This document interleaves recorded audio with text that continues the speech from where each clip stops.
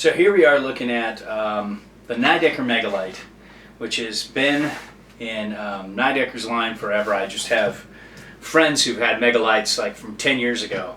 And it's just one of those boards that's just been around forever. It's one of the only boards that still makes it across the continent, across the ocean to US from Europe. And this is far from new. I rode this a lot this winter, and it's a really fun board. You can see the camber profile.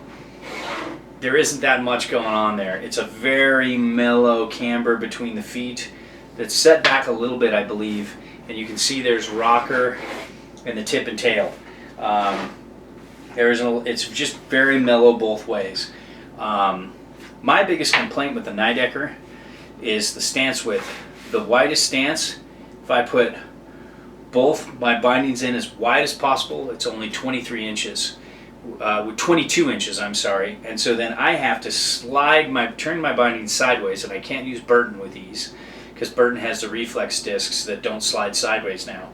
So I have to put in either, like my Flux or my Unions or something, or another binding with a disc that slides sideways, and slide them each out a bit. So I can't utilize any other stance with these. I can't set it back. I can't set it forward. So I'm pretty much all the way forward and all the way back, which is kind of weird for a freeride board. I really wish they'd do two things.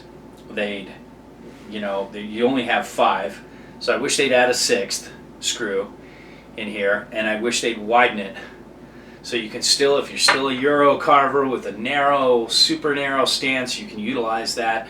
But it also helps us American riders and most riders out around the world who have wider stances these days. And 23 isn't that wide. 22 is really narrow for most people. So I'd really like to see them widen that out.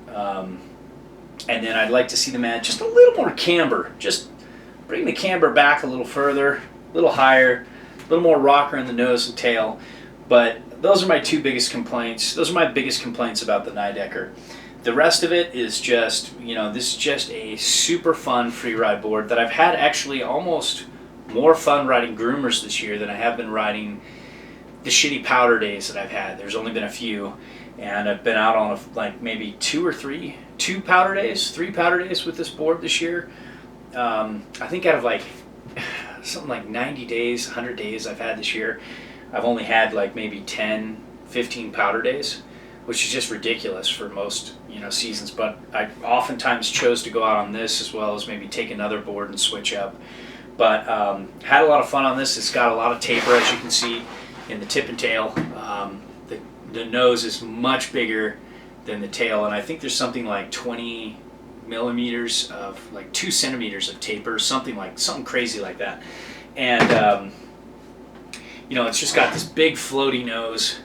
So even though I was all the way up on the board, even further than I should be, and all the way back, it still floated really well. And I liked putting in all kinds of stances. I really liked, surprisingly, with just this little bit of camber, I was surprised at how much fun I had carving and just riding around the mountain like I was surfing. It's got a really nice base. I found that you wax it, the more you wax it, the more it likes it. So I even gave it a wax, scraped it, then gave it another wax and scraped it, and just had a blast out on a powder day. It's got a decent glide to it. Not the best out there, but really close. And then you can see, now this is unique to Nidecker, and it's kind of something that nobody else is doing. But if you look down the side cut, if you look up close, you can see this little chainsaw tech between the feet. It only goes between the bindings, but it really grips.